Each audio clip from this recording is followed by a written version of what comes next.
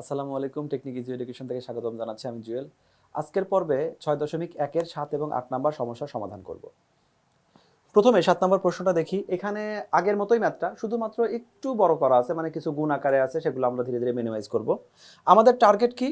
দুইটা চলক যতগুলোই থাক সবগুলো বাম পাশে নিয়ে আসবো, কনস্ট্যান্টগুলোকে আমরা ডান পাশে রাখবো, শুধুমাত্র চলকের ভ্যালুটা রাখবো। এখানে আমাদের চলকের সাথে কেউ মাইনাস আছে, কেউ আমাদের ইনটু আকারে আছে, এখানে একটা হোল ইনটু আছে। সবগুলোকে ধীরে ধীরে আমরা যেটা করব, শুধুমাত্র এখানে চলক রাখবো। এখন আমি চাইলে এই 5টাকে ওই পাশে নিয়ে যেতে পারি, কিন্তু সেক্ষেত্রেও কারোর সাথে ভাগ আকারে যাচ্ছে, ক্যালকুলেশনটা আরো কমপ্লেক্স হচ্ছে। তাহলে একটা কাজ করতে পারি, প্রথমে এইটাকে আমরা ব্র্যাকেট উঠিয়ে দিয়ে গুণ ভাগ করব, এরপরে চলকগুলোকে এক পাশে নিয়ে আসবো, কনস্ট্যান্টগুলোকে অন্য পাশে নিয়ে যাব। এবার এইদিকে প্রশ্নটা দিকে খেয়াল করি যে আমাদের এইটা হলো আমাদের মেইন প্রশ্ন। তো এই প্রশ্নে প্রথমে যে 5টা ছিল এটা সবার সাথে গুণ আকারে আছে। তো এই গুণ আকারটাকে আমরা এখন ব্র্যাকেট ভেঙে দেওয়া বা ব্র্যাকেটের ভিতর যা আছে আমরা যেটাকে বলি ব্র্যাকেট উঠিয়ে দেওয়া, যেভাবেই বলি। তাহলে এখন এখানে যদি গুণ করি তাহলে 3 5 15 আর হলো 5 দুগুণে 10, তাহলে আমরা 15 মাইনাস 10টি এটা রাখলাম। একইভাবে 2 3 যা 12 বা 2 3 3 যা 9, তাহলে এখানে আমরা 12 মাইনাস 90 এটাও লিখে নিলাম। তাহলে এক্ষেত্রে আমরা চলক কয় জায়গায় পাচ্ছি? চলক আমাদের একটা 9 একটা আছে, আর এইখানে একটা 10 একটা আছে, এই দুইটা আমাদের চলক আছে। তো এই 9 আর হলো 10, এই দুইটা টিকে আমরা একপাশে নিয়ে আসবো। অথবা আমাদের এখানে যে 15 আছে না, এই 15গুলোকে আমরা ক্যালকুলেশন করতে পারি যে কোনোভাবে। তুমি প্রথমে চলকও করতে পারো, তারপরে কনস্ট্যান্ট করতে পারো। এইখানে আমরা প্রথমে কনস্ট্যান্টকে আমরা শিফট করব। এই যে আমাদের এই পাশে লেফট সাইডটাকে আমরা ফ্রি করব। লেফট সাইডে এই 10টি এর সাথে 15 ঝামেলা করছে আমাদের। ঝামেলা বলতে বোঝাচ্ছে আমাদের দরকার যেটা, এই 15 তো আমার দরকার নাই। তাহলে এইখানে 15টা কি পজিটিভ 15। সেই জন্য দেখো পরের লাইনটাতে আমরা প্রথমের লাইনটা সেম উঠাইছি, এ পাশে সেম উঠাইছি। এই যে আমাদের এই পজিটিভ 15, এই 15টাকে রিমুভ করতে হলে আমাদের একটা নেগেটিভ 15 দরকার। আমরা এই পাশেও নেগেটিভ 15 নিলাম, আর ভারসাম্যের জন্য এই পাশেও নিলাম, অর্থাৎ উভয় পাশে আমরা পনেরো আমরা বিয়োগ করে পাই। তাহলে আমাদের এখানে এই যে 15 15 চলে গেল, থাকলো -10t -90 প্লাস 3 -3। এই -3 নিয়ে আমাদের প্রবলেম নাই, আমাদের প্রবলেম দুই জায়গায়। টি আমাদের দুই পাশে আছে, চলো থাকবে এক পাশে। তাহলে কি করব? এই 90কে এই পাশে নিয়ে আসব। তো অথবা অন্যভাবে বলতে পারি, এই পাশে টি আমার দরকার নেই, টিকে রিমুভ করব। তো টি রিমুভ করতে নিলে আমাদের কি দরকার? এই পাশে আমাদের নেগেটিভ টি আছে, 90 আছে। আমি যদি পজিটিভ 90 নিয়ে আসি তাহলে আমাদের রিমুভ হবে। সেই জন্য আমরা কি করলাম? অসমতার দুই পাশেই আমরা এখানে +90 নিয়ে আসলাম। এই পাশে যাই হোক, আমাদের এখানে 90 কাটা গেল। তাহলে এখানে আগে থেকে আছে -10t, এখন আবার নতুন একটা পজিটিভ টি, পজিটিভ 90। তাহলে কি হবে? আমাদের এখানে নেগেটিভ টি থেকে গেল, আর এই জায়গায় আগের মতো -3 এখনো রয়ে গেছে, ওটার তো আর কোনো ক্যালকুলেশন হয় নাই। এই লাইনটা কি করব? আমাদের অসমতাকে যখনই আমাদের টি দরকার, -টি তো দরকার নাই, তাহলে উভয় পক্ষে যদি মাইনাস দ্বারা গুণ করি, তখন আমাদের -টিটা পজিটিভ টি হলো, -3টা পজিটিভ 3 হলো। এই ক্ষেত্রে খুবই ভালো করে খেয়াল করে রাখা উচিত, অসমতায় আমাদের হাতে গোনা দুই একটা জিনিসই আছে যেগুলো খুব সেন্সিটিভভাবে খেয়াল রাখতে হয়। বাকি জিনিসগুলো একদম নর্মাল ক্যালকুলেশন, খুবই ছোট ক্যালকুলেশন। এখানে ব্যাপারটা হলো, যখনই অসমতায় মাইনাস দ্বারা গুণ করব অথবা সেটাকে ব্যস্তকরণ করব, উল্টা করব, সেই সময় আমাদের অসমতার চিহ্নটাও চেঞ্জ হবে। আগে চিহ্নটা ছিল এইদিকে, এখন এইদিকে হয়ে গেল। আগে যেটা লেস ইকুয়াল ছিল, এখন সেটা গ্রেটার ইকুয়াল হয়ে গেল। এইভাবে তাহলে আমার সমস্যাটা সমাধান পেলাম। তাহলে নির্ণয় সমাধান কি হচ্ছে? টি গ্রেটার ইকুয়াল 3, এইটাকে যদি সেট আকারে প্রকাশ করি, তাহলে S element of T element of R যেন টি লেস গ্রেটার ইকুয়াল 3, এইটা হলো অ্যান্সার। আর কেন বলি? এখানে আমাদের টি এমন কোনো একটা চলক, যে চলক সম্বন্ধে এমন কোনো কথা বলা নাই যে চলকটা আমাদের ভগ্নাংশ হতে পারবে না, অথবা ঋণাত্মক হতে পারবে না, অথবা রুট ওভারের কোনো ভ্যালু হতে পারবে না। এখানে যে কোনো ভ্যালুই যেহেতু প্রযোজ্য, সেজন্য আমরা কি করব? এখানে আমরা আর দিয়ে দিব। আর সংখ্যাটা যদি এমন কোনো ব্যাখ্যা দেওয়া থাকতো যেটা ভগ্নাংশ হতে পারবে না, তাহলে সেক্ষেত্রে আমরা জেড অথবা এন দিব। সংখ্যাটা আমাদের ভগ্নাংশ হবে না, ঋণাত্মক হবে না, সেক্ষেত্রে আমরা এন দিতাম, শুধু এন দিতাম। এইভাবে আমরা রিপ্রেজেন্ট করতে পারি। এখন হলো এইটাকে যদি আমরা সংখ্যা রেখায় প্রকাশ করতে চাই, সংখ্যা রেখা প্রকাশের জন্য প্রথমে যেটা করতে হবে, আমাদের একটা বড় সরলরেখা নিতে হবে। এই সরলরেখাটা বাম পাশে আমাদের নেগেটিভ আর ডান পাশে আমাদের পজিটিভ, অর্থাৎ এই পাশের যে আমাদের চিহ্নটা, এই লাস্ট ভ্যালুটা, এটা আমাদের ইনফিনিটি প্রকাশ করছে। লাস্ট ভ্যালু কোথায় ওটা আমরা জানি না, যেহেতু অ্যারো চিহ্ন দেওয়া আছে, কোন এক জায়গায় যাওয়া হবে, অনেক দূরে, আনলিমিটেড দূরে গিয়ে আনলিমিটেড হবে। একইভাবে এই অ্যারোটা চলে কোথায় শেষ হবে? নেগেটিভ ইনফিনিটিতে শেষ হবে। ইনফিনিটি সাইন দিলেও হয়, না দিলেও হয়, তবে দেওয়াটাই ভালো। নেগেটিভের বেলায় মাইনাসটা উল্লেখ করতে হবে, পজিটিভের বেলায় উল্লেখ করার কোনো দরকার নেই। এখন এখানে আলোচনা হচ্ছে শুধুমাত্র 3 কে নিয়ে, তাহলে আমি এখানে একটা 3 লিখলাম। আমাদের থ্রির বাম পাশে বা ডান পাশে কিছু সংখ্যক আমাদের এগুলা নোট করতে হবে, দাগ দিতে হবে, সংখ্যা নিব। তো এইগুলো কতগুলো নিতে হবে সেটা নির্ধারিত কোনো মান নাই, তোমার খুশি মতো তুমি লেফট সাইডে রাইট সাইডে 2-4টা নিয়ে নিবে।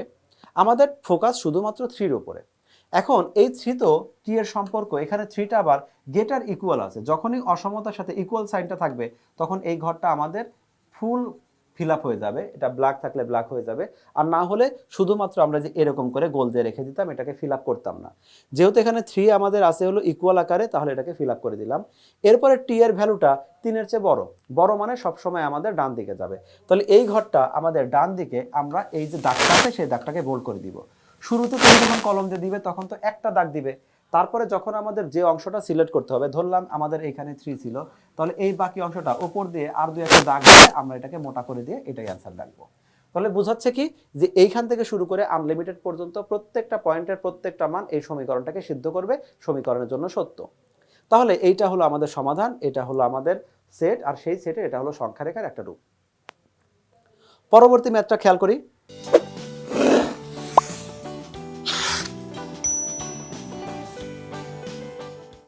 এই সমস্যাটার সমাধানও ঠিক আগের মতোই, বরং বলতে গেলে আগেরটা সিটে সহজ আছে, কারণ আমাদের চলক যেগুলো লাগবে প্রত্যেকটা চলক আমাদের লেফট সাইডেই আছে।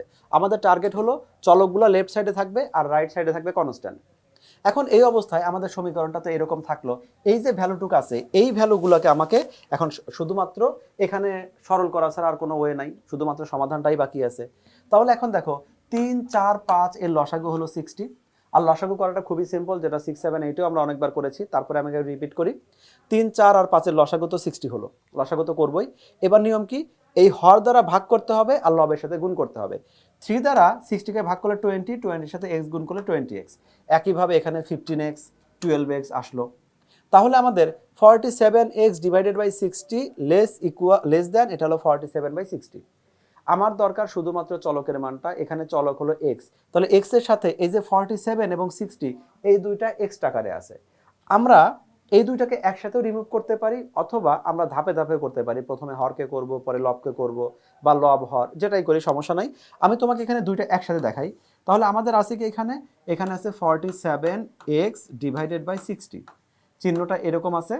তাহলে এখানে আমি একটা কাজ করব, এই যে 40 এটা আছে গুণ আকারে, তাহলে আমি একটা কাজ করি, এখানে আমি ভাগ আকারে 47 লিখলাম, এখানে আছে 60 ভাগ আকারে, 60টাকে আমি গুণ আকারে রাখলাম। অর্থাৎ এখানে x কে ফ্রি করার জন্য এখানে যারা গুণ আকারে আছে সেটা ভাগ আকারে দিলাম, ভাগটা গুণ আকারে দিলাম। যেহেতু এই পাশে দিলাম, তাহলে একইভাবে এই পাশেও আমাকে দিতে হবে 60 ডিভাইডেড বাই 47। উভয় সাইডে আমরা 60/47 এটা গুণ করে পাচ্ছি।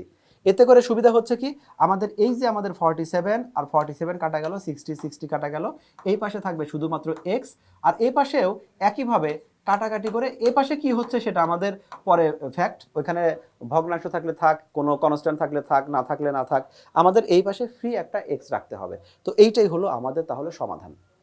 তাহলে আমরা সমাধান পাচ্ছি x গ্রেটার দ্যান 1, এটাকে যদি আমরা সেট আকারে প্রকাশ করতে পারি তাহলে x এলিমেন্ট অফ r, যেহেতু এই ম্যাথটাতেও x এর এমন কোনো কথা বলা নাই যে x আমাদের পূর্ণ সংখ্যা বাদে অন্য কিছু হতে পারবে না, নেগেটিভ হতে পারবে না, রুট ওভার হতে পারবে না, সেজন্য আমরা বললাম এটা যে কোনো কিছু হতে পারে, এজন্য এলিমেন্ট অফ r। কিন্তু ভ্যালুটা কি, x এর থেকে 1-এর থেকে বড় হবে, অর্থাৎ 1-এর পরে যে কোনো ভ্যালুই এখানে অ্যাকসেপ্টেড। এটাকে সরলরেখার যদি সংখ্যা রেখায় প্রকাশ করতে চাই, প্রথমে আমরা এরকম একটা অ্যারো চিহ্ন নিয়ে নিব। অ্যারো চিহ্নটার আমাদের এই পাশে ডান পাশে সবসময় আমাদের পজিটিভ ইনফিনিটি, পজিটিভ সাইন না দিলে কোনো সমস্যা নাই, কিন্তু বাম পাশে যখন দিব তখন আমাদের নেগেটিভ ইনফিনিটি, নেগেটিভের বেলা নেগেটিভ সাইনটা দেওয়া দরকার। আমাদের ফোকাস কি, শুধুমাত্র 1টাকে ফোকাস। তাহলে এই পাশে আমাদের শুরুতে এরকম দাগগুলো ছিল, আমি এখানে 1 2 3, এই পাশে 0 -1 -2, বাম পাশে আমাদের নেগেটিভ যাবে, ডান পাশে আমাদের পজিটিভ যাবে। টার্গেট হলো আমাদের 1 1 নিলাম। 1-এর বাম পাশে বা ডান পাশে কয়টা আমরা নিব, ডিজিট নিব, এটা নির্ধারিত না, তুমি তোমার সুবিধা মতো বা সৌন্দর্যের জন্য যে কোনো কয়েকটা নিতেই পারো, ইনফ্যাক্ট কোনো সময় না নিলেও সমস্যা নেই। তাহলে এবার আমি এই 1-এর নিচে যেহেতু ইকুয়াল চিহ্ন নাই, তাহলে এখানে শুধুমাত্র একটা গোল ঘর হবে, এরকম ঘর হবে, ঘরটা কিন্তু ফিল আপ হবে না। ইকুয়াল চিহ্ন থাকলে তখন ঘরটা আমাদের ফিল আপ হয়ে যেত, এখানে যেহেতু ইকুয়াল চিহ্ন নাই, ঘরটা ফাঁকা থাকলো। 1-এর চেয়ে বড়, বড় মানে এই মানটা যাবে হলো ডান পাশে, ছোট মানে বাম পাশে। যেহেতু বড়, তাহলে এই বড় যে অংশটা আছে এটাকে আমরা একটু বোল্ড করে দিব, মোটা করে দাগ করে দিব, অ্যারো চিহ্ন দিব, তাহলে ম্যাথটা এখানে শেষ। তাহলে এই হলো ম্যাথের সমাধান, সমাধান সেট, আর এটা হলো সংখ্যা রেখা। এভাবে আমরা মানে নর্মাল যে সমস্যার সমাধানগুলো আছে, সরলরেখার সমাধান যেভাবে করি সেভাবে আমরা এই সমস্যাগুলো সমাধান করতে পারবো। শুধু অসমতার বেলায় স্পেশালি খেয়াল রাখবো কি, লেস দ্যান গ্রেটার দ্যান। আর তারপরে যদি আমাদের মাইনাস দ্বারা গুণ হয় সেক্ষেত্রে আমাদের এই লেস দ্যান গ্রেটার দ্যানগুলো চিহ্ন উল্টা হয়ে যাবে। যদি আমরা ব্যস্তকরণ করি, এইখানে আমাদের ব্যস্তকরণ করা হয় নাই, তো ব্যস্তকরণ করলেও সেক্ষেত্রে আমাদের চিহ্নটা আমাদের চেঞ্জ হয়ে যাবে। এর সাথে খেয়াল রাখতে হবে যে সমানে আমরা চাইলেই একটাকে লেফট থেকে রাইট সাইডে শিফট করতে পারি। এক্ষেত্রে আমরা কি করি, উভয় পক্ষকে প্লাস উভয় পক্ষকে মাইনাস, এই ছোট্ট একটা পরিবর্তন করে সমস্যাগুলো সমাধান করতে পারি। আমাদের সাথে থাকার জন্য ধন্যবাদ। দেখা হবে নেক্সট অন্য একটা এপিসোডে। আজকের জন্য এখানে, আল্লাহ হাফেজ।